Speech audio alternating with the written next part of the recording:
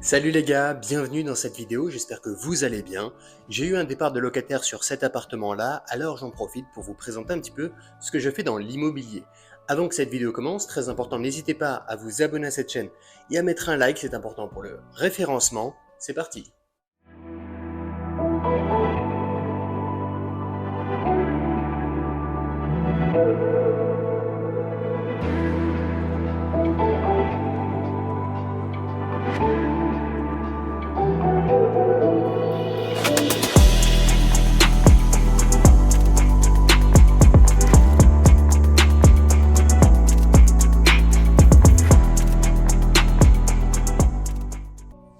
Bon, on se retrouve directement dans mon bureau pour discuter.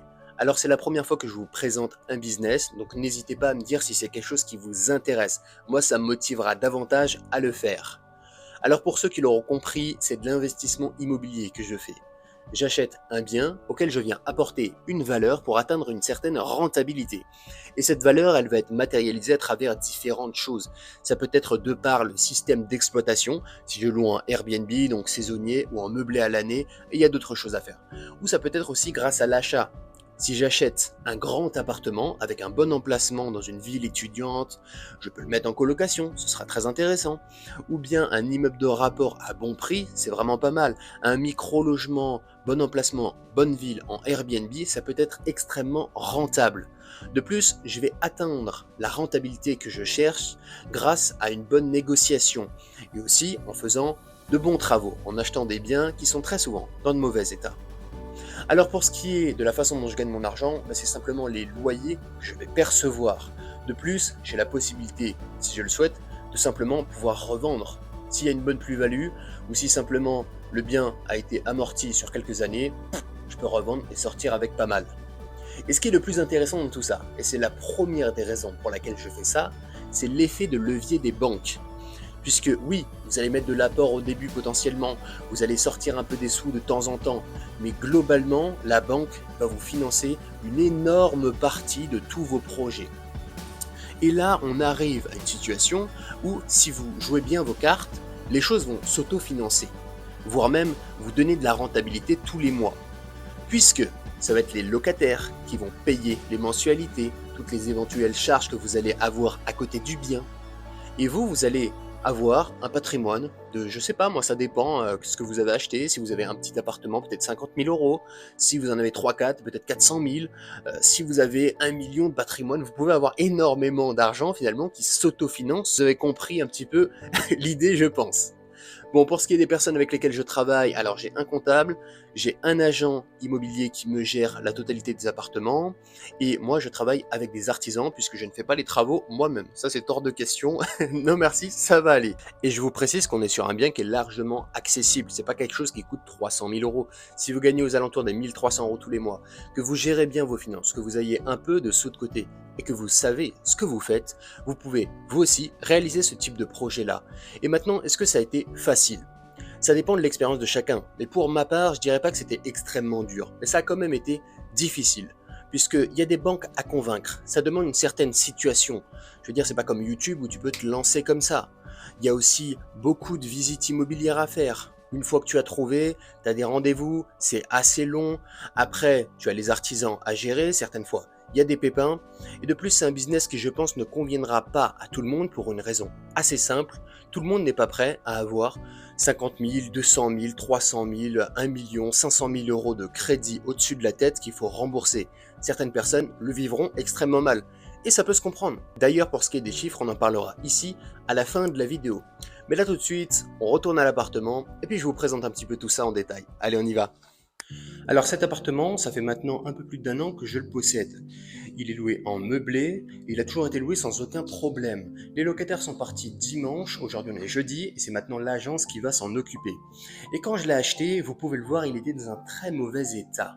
Tout était à refaire. C'était finalement un plateau. La cuisine n'avait rien à voir avec ce qu'elle est maintenant.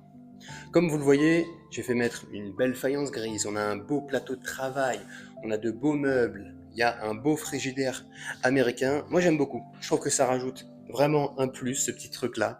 N'hésitez pas à me dire en commentaire ce que vous en pensez, si vous validez le frigidaire américain ou non. J'ai fait en sorte de garder un ton qui est gris et blanc pour la totalité de l'appartement. Maintenant, je ne prends plus de gazinière comme ça complète avec les plaques intégrées.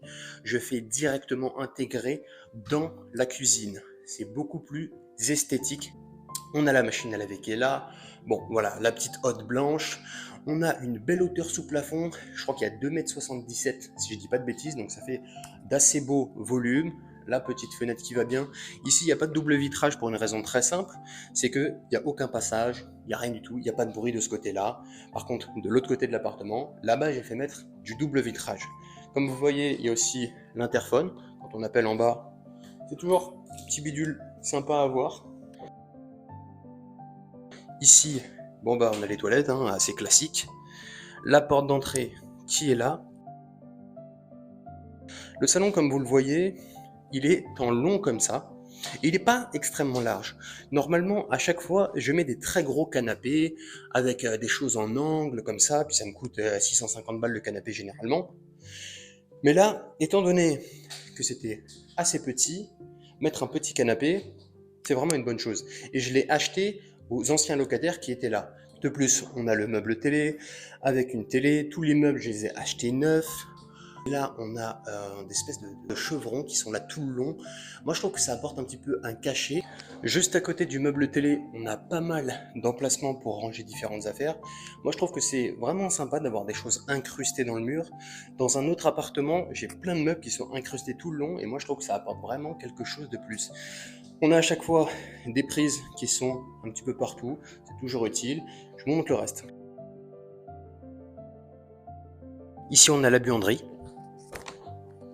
Donc c'est vraiment pas beau, c'est très ancien. Cette partie-là, je ne l'ai pas touchée, je l'ai laissé un petit peu dans son jus. Il faut savoir qu'ici avant, j'allume, c'était la salle de bain. Donc je vous laisse imaginer à quel point c'était horriblement laid. Me voilà dans la chambre. Comme vous le voyez, elle a un volume qui est correct. Il y a toujours cette grande hauteur sous plafond. Elle est plus grande en superficie que la salle à manger. Et elle est très éclairée de par ces deux grandes fenêtres. D'ailleurs, j'ai même fait mettre les volets en gris pour rester dans le ton de l'appartement. Même le chauffage, je l'ai fait mettre en gris. Voilà, tout est gris et blanc. Le tapis gris-blanc avec une petite touche de noir. Et le lit, c'est un lit 2 places qui est assez bien. Là, vous êtes posé sur un grand meuble et après, derrière, il y a encore un meuble qui est incrusté. Alors maintenant, je vais vous montrer la salle de bain. On se retrouve dans la salle de bain. Petite parenthèse pour vous expliquer que la salle de bain, c'est une création totale. Il n'y avait absolument rien. Alors comme vous le voyez, elle est dans ce ton de gris, de blanc avec une touche de noir. Je suis en train de refaire une petite partie étant donné qu'il y a eu un dégât des eaux. C'est l'agence qui s'en occupe. Vous le voyez un petit peu au niveau du joint. On a aussi juste derrière de quoi étendre ses serviettes. Et là, un petit miroir avec le meuble juste en dessous. Voilà.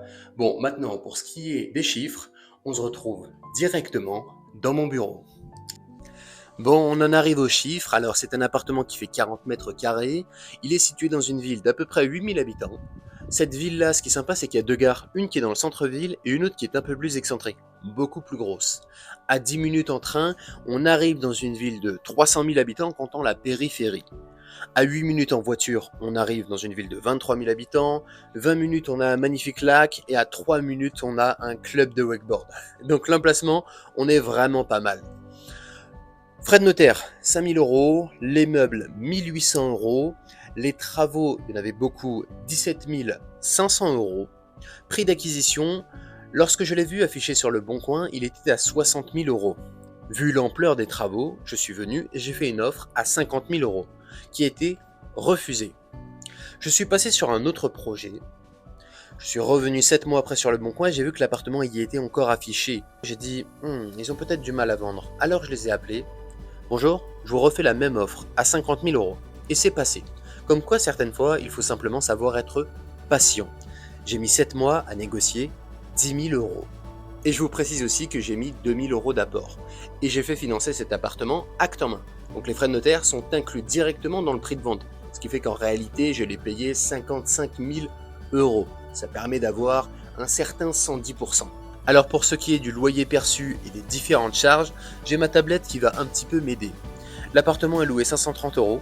J'aurais très bien pu le mettre en Airbnb, j'aurais gagné plus. J'avais aussi un différé que j'aurais pu garder. Il est loué aussi en LMNP, donc en meublé. 354 € de mensualité de crédit tous les mois remboursés.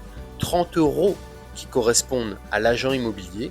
44 € de comptable, 8 € d'assurance, 28 € la taxe foncière et 30 € les charges de copropriété. Ce qui fait qu'à la fin du mois, il me reste 36 € sur cet appartement-là. Et sur ces 36 €, fréquemment, il ne reste plus rien, puisqu'il y a toujours un petit truc à payer à droite à gauche, des travaux, etc. Et donc, on pourrait très bien se dire, mais finalement, à quoi ça sert? Il reste rien du tout. Ça, ce serait omettre une chose, c'est que en disant ça, vous voyez simplement le court terme. Moi, ce que je vois, c'est le long terme. Sur le long terme, j'ai 90 000 € qui s'autofinancent. De plus, si je souhaitais vendre aujourd'hui et que je me mettais en résidence principale, je pourrais gagner aux alentours des 13 000, 14 000 € net. Si je veux revendre dans 10 ans, ce sera déjà bien amorti. Moi, je vois ça sur le long terme. 90 000 €, pour moi, c'est très beau. Bon, sur ce, je vous dis à la prochaine.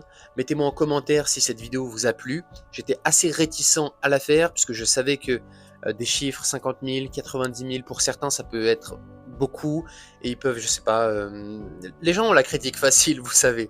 Donc j'étais assez réticent. Mais bon, si j'ai publié la vidéo, c'est que finalement j'ai décidé de quand même le faire. Bon allez, abonnez-vous, mettez un like. Allez les gars, ciao.